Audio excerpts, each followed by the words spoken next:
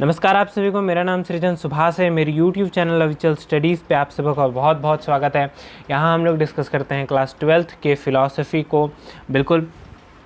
और अभी तक हम लोग जैन फ़िलासफ़ी तक पहुँच चुके हैं और जैन फ़िलासफ़ी जल्दी ही ख़त्म हो जाएगी। यहाँ पर हम लोग Hindi as well as English medium दोनों में कवर करते हैं। ऑफ कोर्स PDF इंग्लिश में ही होती है। तो चलिए बिना टाइम वेस्ट किए स्टार्ट करते हैं। अनेकांतवाद और स्यादवाद का ये फाइनल पॉइंट है। देखिए, द थ्योरी ऑफ कर्मा में हम लोगों ने यहाँ पर कर्मस्त्रवा में ए छूटा हुआ है, आप यहाँ पे इसको कवर कर लीजिएगा, ठीक है, अगर नोट कर रहे हैं तो। देखिए, जो हम लोग द थ्योरी ऑफ कर्मा है उसमें हम लोगों ने डिस्ट्रक्टिव और नॉन डिस्ट्रक्टिव यानी अघातीय और अघातीय कर्मा को डिस्कस कर लिया है, दोनों को अच्छे से समझ भी लिया है।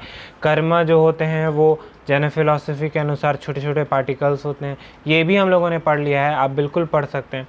तो आज हम लोग का जो बेसिक टॉपिक है वो होगा कर्म, स्त्रव और निर्जरा, ठीक है। तो देखिए, जो भाव या डिटर्मिनेशन होता है, भाव किसको कहते हैं? देखिए, जब आप किसी व्यक्ति को देखते हैं कि वो बहुत ही प्रतिष्ठित व्यक्ति है, समाज में बहुत ऊंचा पद रखता है, तो आपके अंदर जो चीज़ उत्पन्न होती है जिसके द्वारा आप उसके जैसा बनना चाहते हैं, अगर वो IAS है तो IAS ऑफिसर है तो आप चाहते उसके जैसा बनने, तो इसको भाव कहते हैं। आई होप कि आप सबों को पता हो, ठीक है। तो इसी को भाव कहते हैं, ठीक है, जो मन में हमारे उठता है किसी चीज़ के प्रति, तो इसको भाव कहते हैं। फिर उस भाव को करना ही करना है, इसको डिटर्मिनेशन कहते हैं। तो ये जो भाव या जो डिटर्मिनेशन है, ठीक है, ये हमारे कर्म के या हमारे एक्शंस के काउज होते हैं, यानी कारण होते हैं। और ये ऐसे कारण हैं जिसको कि हम लोग महसूस कर सकते हैं या देख सकते हैं, ठीक है। इस दुनिया के आँख से तो नहीं देख सकते, पर मन की आंखों से देख सकते हैं भाव या डिटर्मिनेशन को, ठीक है। तो क्या कह रहे हैं हम लोग कि ये जो भाव या डिटर्मिनेशन है, ये क्या हैं? चैनल्स हैं फॉर द कर्म, ठीक है। सपोज दैट ये हमारा आत्मा है, ठीक है, इट इज़ आत्मा। तो चैनल्स किसको कहते हैं? तो देखिए, जब सपोज दैट ये एक इरिगेटिंग फील्ड है, आपको इसके इरिगेट करना है और बगल से नदी गुजर रही है, तो आप यहाँ से एक चैनल लाते हैं, यानी कि एक नहर, और फिर यहाँ पर से इसका वाटर इसमें ट्रांसफ़र कर देते हैं, तो इसी को चैनल बोलते हैं, ठीक है।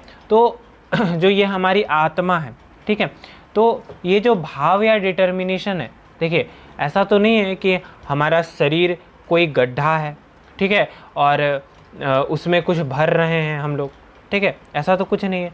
तो इसीलिए इसको मन की आंखों से देखा गया है, ठीक है, कि हमारा जो आत्मा है ये हुआ, और ये जो है जो भाव है ये चैनल है एक तरीके से, ठीक है। असल में चैनल बना हुआ नहीं है, पर ये एक तरीके से चैनल है जो कि आत्मा तक कर्म को पहुंचाता है। यानी जब हम लोग कुछ भाव करते हैं कि हमको ये करना है, तो ही हम लोग वो करते हैं। इसीलिए कहा गया है कि जो चैनल्स होते हैं, यानी ये सब जो चैनल्स हैं, यही आत्मा तक कर्म को पहुंचाते हैं, जो हमारा कर्म होता है उसको पहुंचाते हैं।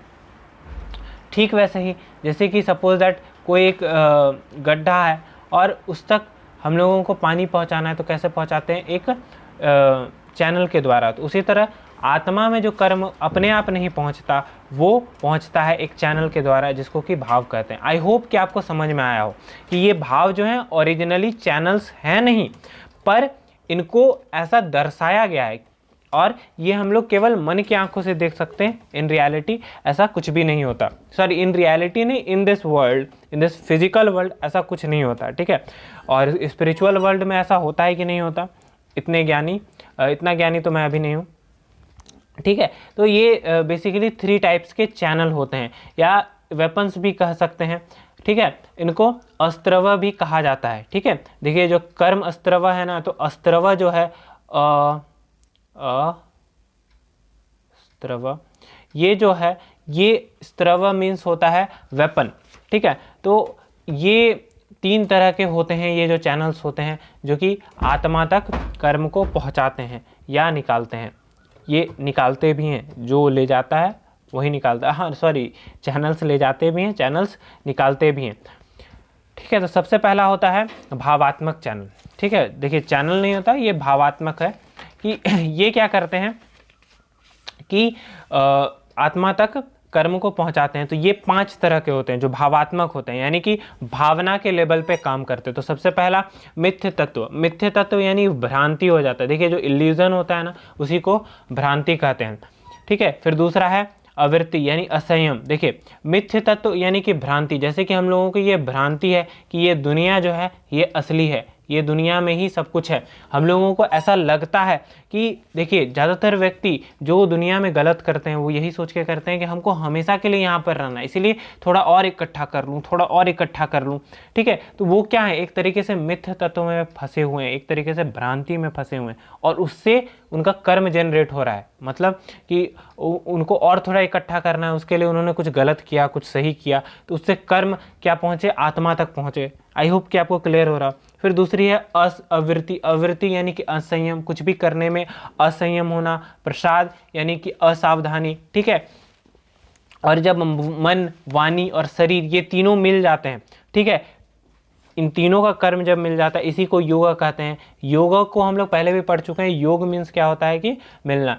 राग यानी कि देखिए अभी सामने में कोई आ गया तो उससे अचानक से हमें प्रेम हो जाता है, फिर कुछ दिन रहता है, फिर खत्म हो जाता है, तो इसको राग कहते हैं। जो असली प्रेम होता है वो जन्म जन्मांतर तक रहता है। देखिए किसी माँ बेटे में प्रेम होता है तो आप उसको देखते हैं कि माँ के अंतिम सांस तक वो अपने बेटे से प्रेम करते रहती है, ठीक है।